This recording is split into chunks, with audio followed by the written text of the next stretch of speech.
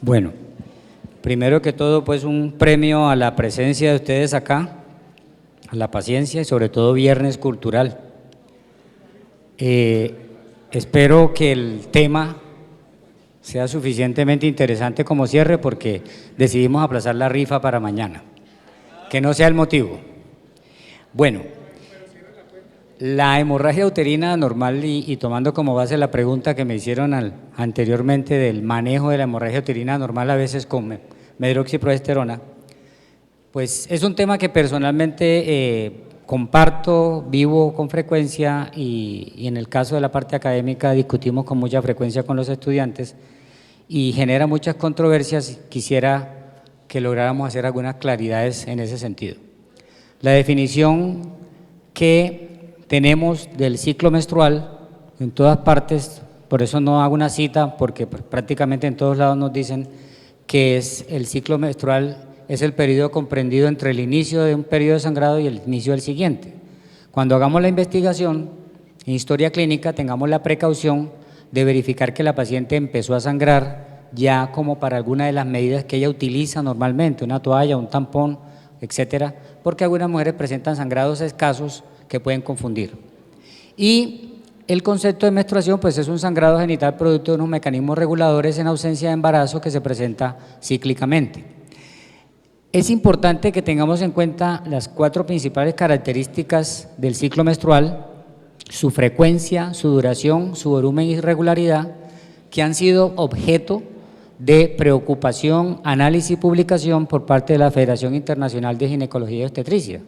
Desde el año 2010 empezaron a publicarse artículos auspiciados por la Federación Internacional en la que nos insta a que revisemos muy bien estos conceptos sobre el ciclo menstrual y además que también nos sugiere que organicemos muy bien la terminología para que incluso hablemos de un solo idioma. Ahora hablaremos de esa parte y básicamente la frecuencia pues es el lazo que hay con lo que se presenta cada ciclo, la duración es el inicio y el final del ciclo, estamos hablando de la duración del tiempo de sangrado, el volumen es muy difícil de medirlo, es la cantidad de sangre que sale, realmente es algo muy subjetivo por parte de la paciente, y la regularidad es la variación que puede haber entre los ciclos. Traigo acá 2 términos que son muy utilizados, que son el spotting y la sinusorragia. La sinusorragia a veces la confundimos con sangrados en otros orígenes, es el sangrado coital, y el spotting es el sangrado prácticamente no relacionado con el ciclo en periodos intermenstruales. Esta referencia bibliográfica que tiene fecha de 2011 ya nos está dando lineamientos sobre el concepto de hemorragia uterina anormal y nos está recomendando que utilicemos un solo concepto unificado, ojalá a nivel internacional. La hemorragia uterina anormal la consideramos cualquier desviación del patrón normal del ciclo y de la menstruación. O sea que una menstruación anormal o un ciclo anormal o ambos constituyen una hemorragia uterina anormal. Se considera aguda si es de suficiente cantidad para que pueda ameritar una intervención y se considera crónica si ha estado presente en la mayoría de los 6 últimos meses o los 6 últimos ciclos de la mujer. Esas son definiciones que se han popularizado y aquí hay otra ya un poquito más reciente sobre el sangrado menstrual abundante, que es aquel sangrado que puede interferir con la calidad de vida de la mujer. Fíjense que no nos están dando datos numéricos, sino conceptos que podemos indagar nosotros con la mujer. Esta es la publicación más reciente de las recomendaciones de la Federación Internacional de Ginecología y Obstetricia. El doctor Munro ha participado en la mayoría de los trabajos y en estas publicaciones él aparece. Es un empoderado de toda esta terminología y nos recomiendan que hablemos en frecuencia de ciclo menstrual ausente, frecuente, normal o infrecuente, para que no hablemos ni de polimenorrea ni de oligomenorrea. Y también abandonemos términos como metrorragia, menorragia y otros similares que lo que generan son confusiones. Básicamente el concepto de frecuencia, entonces, vamos a hablar de que la menstruación puede presentarse normalmente entre 24 y 38 días.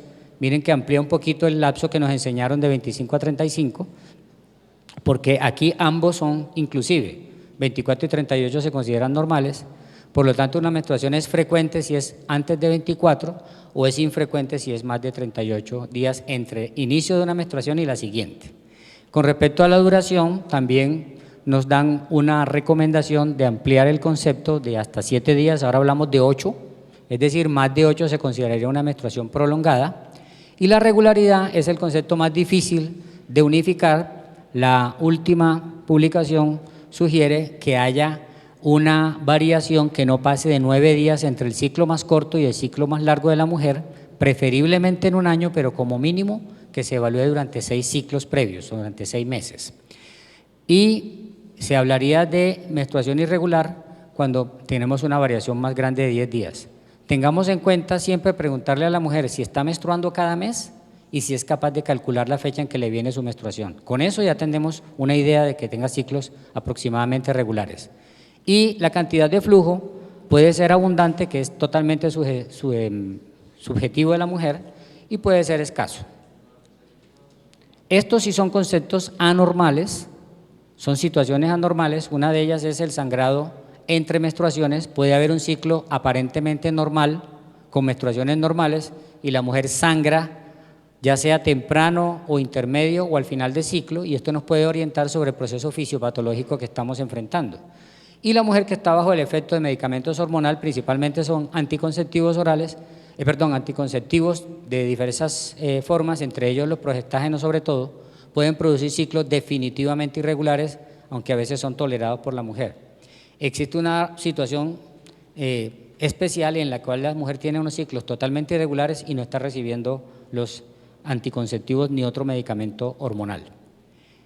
Y otra recomendación de la Federación Internacional de Ginecología y Obstetricia es que utilicemos una mnemotecnia para los causales de las hemorragias uterinas anormales. Entonces estamos viendo la palma de la mano y estamos viendo la moneda, y entonces acá vemos la mnemotecnia del palm y acá vemos la mnemotecnia del coin, para que no se nos vaya a olvidar. Todas las que corresponden a la parte de la palma, del palm, se habla de alteraciones de tipo estructural, y las de la parte del coin nos habla de alteraciones de tipo no estructural. Es lo que en otras ocasiones se hablaba de hemorragia uterina disfuncional. La recomendación es que no utilicemos esa terminología. Entonces podemos tener pólipos endometriales, adenomiosis, leiomiomas, malignidad que está representada en hiperplasia o en cáncer, y en el caso de las alteraciones no estructurales puede haber problemas de coagulopatía, desórdenes ovulatorios, problemas endometriales como la atrofia o la endometritis, y problemas no estudiados. Se habla, por ejemplo, del ismocele, que es un residuo que queda después de la cesárea, donde se acumula sangrado y puede haber un sangrado irregular, se considera parte de la no estudiada. Y la iatrogénica, pues obviamente cuando nosotros somos los que participamos en el proceso fisiopatológico. Ya la doctora nos comentó sobre la miomatosis, aquí solamente para recordar que en la parte intracavitaria tenemos 3 clasificaciones. El mioma tipo 0 es el que es totalmente intracavitario, el tipo 1 es el que tiene gran parte de su componente en la cavidad, y el tipo 2 es el que tiene más del 50% por fuera de la cavidad, que son los que podríamos manejar con las alternativas que hay de tipo histeroscópico. Y los demás miomas son los que se ubican en la parte intramural. El 2,5 es el que compromete la cavidad y la serosa, y ya los demás serían los miomas más periféricos, el 5 que más o menos tiene un 50% intramural, el 6 que es más bien subseroso, y el 7 que es el mioma completamente pediculado. Y hay una clasificación 8 que es el famoso mioma parasitario, que era un pediculado y que se cayó y quedó implantado en el epiplón y logró tener irrigación y sigue funcionando. Básicamente esta clasificación nos ayuda a los informes ecográficos y al manejo de las pacientes. Cuando enfrentemos una paciente con una hemorragia uterina normal, es importante que indaguemos estos aspectos que están acá para investigar la posibilidad de solicitar estudios especializados en problemas de coagulación, historia de sangrados menstruales abundantes desde la menarca, historia de sangrados posparto o en tratamientos odontológicos o quirúrgicos, o historia de hematomas, sangrados por las encías, sangrados nasales, etcétera, que se repitan con frecuencia. Todo eso nos puede orientar, o el antecedente familiar de un problema de coagulación en uno o varios familiares. Si miramos las causas por ciclo vital desde el punto de vista de la hemorragia uterina normal, entonces obviamente empezamos con la adolescencia, donde la primera causa que tenemos que descartar es el embarazo. Estamos teóricamente hoy hablando de la hemorragia uterina normal, no obstétrica, por lo tanto partimos de la base que podemos hacer el descarte del embarazo en esa paciente, y podríamos pensar que la primera causa va a ser alteraciones del ciclo menstrual desde el punto de vista de falta de ovulación o trastornos ovulatorios. Si la mujer está en vida reproductiva, pues obviamente la primera causa de sangrado también tiene que ser descartada, el embarazo, y tenemos el grupo de las causas estructurales y de las no estructurales. Aquí pueden ser todas, ¿sí? Es muy común que haya alteraciones de la ovulación, pero nosotros podemos participar con una iatrogenia, puede haber una discrasia sanguínea, puede haber miomas y además pueden coexistir. Por lo tanto, son las pacientes que nos implican un reto un poquito más profundo de estudio. En la mujer perimenopáusica, como lo acabamos de decir, pues pensamos primero que ella lo que tiene es la alteración de la ovulación propia de su condición de transición menopáusica, puede tener miomas, puede tener ya problemas de hiperplasias, tal vez no es tan frecuente el diagnóstico de cáncer, pero es posible, y el embarazo pues es una situación que aquí la colocamos en una última posibilidad, pero obviamente también existe, ya lo mencionamos. Y en la mujer con posmenopausia, pues es el reto más importante que debemos afrontar y al que más rápido le debemos estudiar, y es la mujer que sabemos que estadísticamente el 80% de los casos no va a ser patología maligna.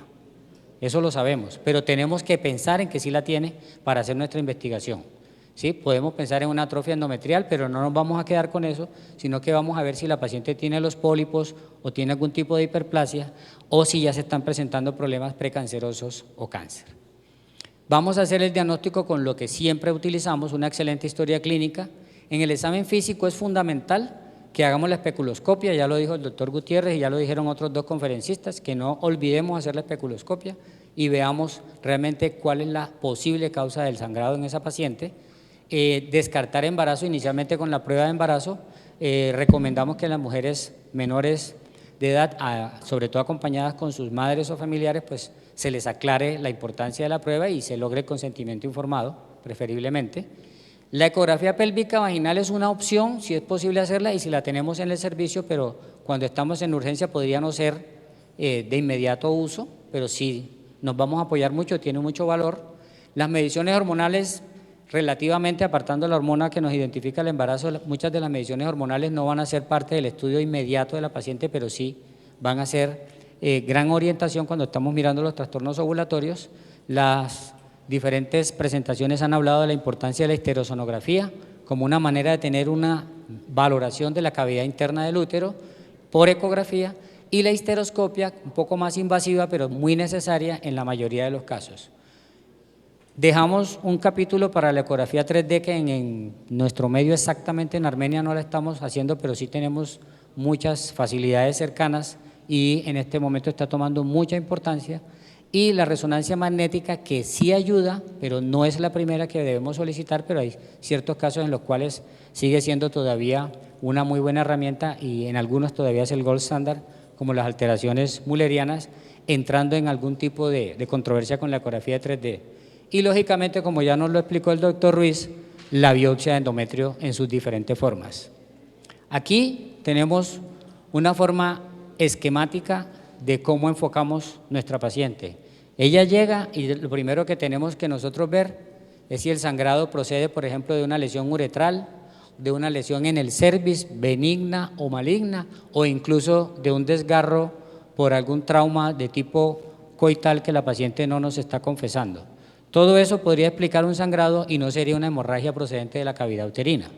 Ahora bien, la ayuda que nos prestan las imágenes la podemos recorrer acá en una ecografía hecha en el intervalo del ciclo, en la primera fase del ciclo, pero en su segundo momento, más o menos en un día 10-12 del ciclo. Resulta que ahí estamos viendo claramente un pólipo. En un endometrio trilaminar se define claramente un pólipo. No necesitamos hacer ningún otro estudio para tener la idea que esa paciente tiene una alteración en la parte endometrial. Esta es una ecografía convencional. Acá tenemos el famoso endometrio del que hemos hablado durante toda la tarde, el endometrio grueso, que amerita, como ya lo hemos dicho en otras ocasiones, una revaloración en periodo postmenstrual y, si es posible, pues ir planeando hacerlo con una histerosonografía, pero preferiblemente esperar que la paciente tenga el sangrado. Muchas veces este es un endometrio premenstrual, que cuando se presenta la menstruación cambia totalmente y nos evita estos procedimientos y esos diagnósticos que ya se mencionó, que a veces nos llegan por ecografía con diagnósticos histopatológicos porque dicen que tiene hemorragia, que tiene hiperplasia endometrial. Aquí tenemos la histerosonografía, se está llenando un poquito incluso el cuello uterino y se ve claramente las formaciones que probablemente son unos pólipos endometriales. Esta es la ecografía 3D, miren cómo nos está mostrando claramente un útero que tiene 2 cavidades y un tabique. Acá tenemos la resonancia magnética, que es muy buena para identificar los focos de adenomiosis, y obviamente las imágenes que nos da la histeroscopia. Entonces, la imagenología definitivamente es una gran ayuda que nosotros tenemos, y la biopsia de endometrio la podemos hacer en diferentes formas. La biopsia tomada con la pipeta, que este es un nombre comercial, Pipel reconocido, tiene 3 milímetros de diámetro, es plástica, así como se utiliza, aquí la tenemos, y puede perfectamente tomar una muestra con una sensibilidad y especificidad por encima del 85% para carcinoma de endometrio. Donde más utilizado es en las mujeres cercanas a la menopausia o posmenopáusicas para tomar una muestra relativamente atraumática en la consulta de ingreso de la paciente. Y ahora veremos que puede entrar en controversia o en complemento con la valoración ecográfica. Acá tenemos, todos conocemos la cureta de Novak, originalmente son de 5 milímetros, pero tenemos también de 3. La diferencia es que es rígida, entonces el Pipel difícilmente rompe un útero, en cambio la cureta de Novak fácilmente rompe un útero, por lo tanto es un riesgo que corremos porque se hace en el consultorio, la biopsia con cureta de Novak. El legrado uterino, que ya se dijo la importancia que tiene, y si tenemos la posibilidad de hacer histeroscopia, pues hay mucha discusión con respecto a si seguimos haciendo legrados, probablemente tiene su momento, y la biopsia dirigida por histeroscopia. Aquí está la cureta con la que hacemos el legrado. Esta que voy a presentar pues es prácticamente la misma diapositiva que nos dijo el doctor Ruiz, en el sentido de mujeres mayores de 45 con hemorragia uterina anormal, obligatoriamente debemos tener una biopsia de endometrio de alguna forma. Sin embargo, si la mujer está por debajo de 45, tenemos que mirar los factores de riesgo para carcinoma endometrio. Uno de ellos se habló toda la tarde, que fue el ovario poliquístico y de la mano con los estados hiperandrogénicos, y como ustedes ven hay otros factores como la exposición a estrógenos, el uso de tamoxifeno, la no ovulación, la obesidad, y máxime si la paciente junta varios de ellos, tenemos indicaciones para tomar muestra de endometrio de alguna de las formas. Y entramos entonces en el plan terapéutico de la paciente. Si la paciente nos llega con una hemorragia uterina en época premenopáusica, que incluimos desde el adolescente en adelante, y consulta a un servicio de urgencia, pues vamos a mirar su estado hemodinámico y vamos a no faltar en ver ese cuello uterino. Es muy importante que busquemos la fuente del sangrado y determinemos si verdaderamente es una hemorragia uterina procedente de la cavidad interna. Básicamente las pruebas de coagulación del cuadro hemático y la prueba de embarazo como servicio de urgencia, porque podríamos tener otros exámenes para hacer, y la ecografía y la biopsia endometrial dependiendo de las circunstancias de la paciente, en parte de su historia y en parte de los requisitos que tenga el centro de atención. Hay pacientes que llegan a un centro con todas las facilidades y sale biopsiada y sale tratada y la valoró el ginecólogo, y otras pacientes que llegan a un centro donde solamente se le hace una estabilización hemodinámica y se le plantea un manejo médico porque no tiene más recursos. De todas maneras, existe la posibilidad de plantear un manejo médico en esa paciente. Ya se supone que descartamos la posibilidad de que la hemorragia sea obstétrica, que sea procedente de un embarazo. Una alternativa son los estrógenos conjugados. Hace unos buenos años, no podría decir si son unos 15 años que no tenemos los estrógenos conjugados inyectables en Colombia, no sé la razón por la que las suspendieron en el país, eran una excelente alternativa. Usamos estrógenos conjugados, se podría decir que una dosis entre 2.5 y 3.75 miligramos día, teniendo en cuenta que la presentación comercial es de 0.625, porque antes también teníamos la de 1.25 y ya no está en el comercio. Esa es una opción. Otra opción es dar anticonceptivos orales combinados que por lo menos alcancen 100 microgramos de etinilestradiol. Recuerden que comercialmente todavía se consiguen las tabletas de 50 microgramos. Hay pacientes fieles al etinilestradiol de 50 microgramos, sus presentaciones comerciales, así que se puede utilizar, porque o si no, de las que tenemos normalmente de 30 o 35 microgramos, tendríamos que usar 3 a 4 tabletas para poder completar como mínimo 100, similar a cuando hacemos la anticoncepción poscoital con los anticonceptivos orales combinados. Y aquí está el plan con progestágenos que sirve cuando se supone que ha habido algún tipo de estímulo endometrial con estrógeno previo. Si las pacientes que sospechamos que el proceso fisiopatológico es una atrofia, no le va a servir que le demos progestágenos. Y miren que aquí yo ya tenía anotado la medroxiprogesterona en rojo. porque yo sigo siendo un defensor que no demos medroxiprogesterona para el manejo de la hemorragia uterina normal y mucho menos en la fase aguda si no tenemos ningún tipo de constancia de cuál es el proceso fisiopatológico y de la posible causa a nivel endometrial. El ácido tranexámico es muy utilizado en los servicios de urgencia. Prácticamente la contraindicación sería en las pacientes con algún tipo de riesgo de tromboembolismo o las que vienen anticoaguladas porque tienen ese riesgo de tromboembolismo. La dosis que está allí recomendada por vía venosa u oral de 1500 miligramos día. Y los AINES son de lo más estudiado, sobre todo el ácido mefenámico. Para quienes ya tenemos unos años, conocíamos un producto que se llamaba Postan 500, no hay ningún problema con las casas farmacéuticas, no estoy seguro si todavía lo podamos conseguir en el comercio.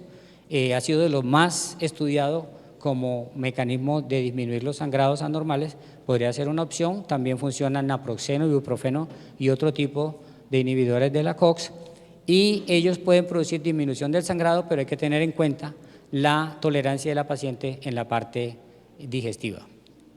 Si la paciente ya tiene un cuadro crónico o salió del cuadro agudo, entonces nosotros debemos pensar en investigar la causa y poder, en lo posible, hacer una regulación del ciclo y disminuir la pérdida sanguínea. Entonces vamos a tener varias opciones que ya prácticamente van a ser las mismas que mencionamos, pero en forma crónica. O sea que la paciente puede recibir los anticonceptivos orales, puede recibir los progestágenos cíclicos preferiblemente en unos periodos de su ciclo. El doctor Ariel nos estuvo haciendo cierta relevancia en ese sentido en otro contexto en las pacientes de reemplazo hormonal, en la prevención del desarrollo de la hiperplasia endometrial y en este caso en la corrección del trastorno del ciclo. El ácido tranexámico puede ser usado durante cada ciclo, es una opción también, lo mismo que los AINES, y se pueden mezclar. El ácido tranexámico no se contraindica con las pacientes que están tomando AINES y es una opción que a veces hace el manejo de la paciente. Como nos lo mencionaron tanto en la conferencia del doctor Ruiz como la de la doctora Tatiana, pues si nosotros tenemos lesiones intracavitarias, definitivamente la resección ayuda, no solo en la parte reproductiva, sino en este caso tenemos que hacer el diagnóstico, obviamente mandarlo a patología y de paso vamos a obtener una cavidad que al limpiarla pues vamos a esperar una mejoría.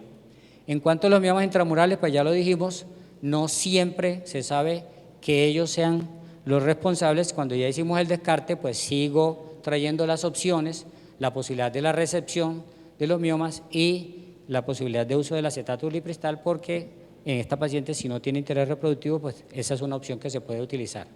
En los casos de adenomiosis, definitivamente el diagnóstico es la patología, todos los demás pues son ayudas.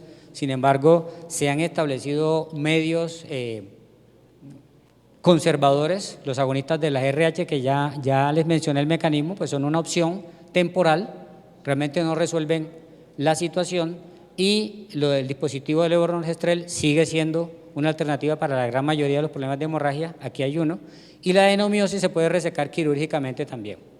El dispositivo de levonorgestrel específicamente se usa cuando definitivamente sabemos que la cavidad no está distorsionada y que la causa es endometrial, incluso ya sabemos que se puede usar hasta cuando la causa es la hiperplasia endometrial.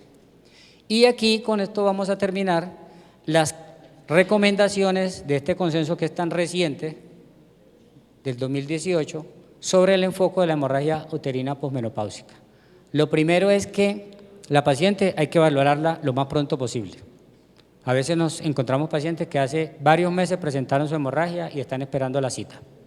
Segundo, que podemos arrancar con una valoración ecográfica. Y si arrancamos con la ecografía, ya se mencionó que el endometrio de 4 o menos milímetros tiene un excelente valor predictivo para la no presencia de lesión de tipo canceroso. Es decir, que nos dice que no va a haber cáncer si tiene 4 o menos milímetros. Ahora bien, la paciente le pueden haber hecho una biopsia de consultorio y el material resultó insuficiente, por lo tanto complementamos con la ecografía. Es decir, podemos empezar con ecografía o empezar con biopsia de consultorio, preferiblemente con la que dijimos con la pipeta plástica. Ahora bien, si la ecografía por alguna razón no vio claramente el endometrio, entonces lo contrario. O se hace una biopsia o se hace una histerosonografía.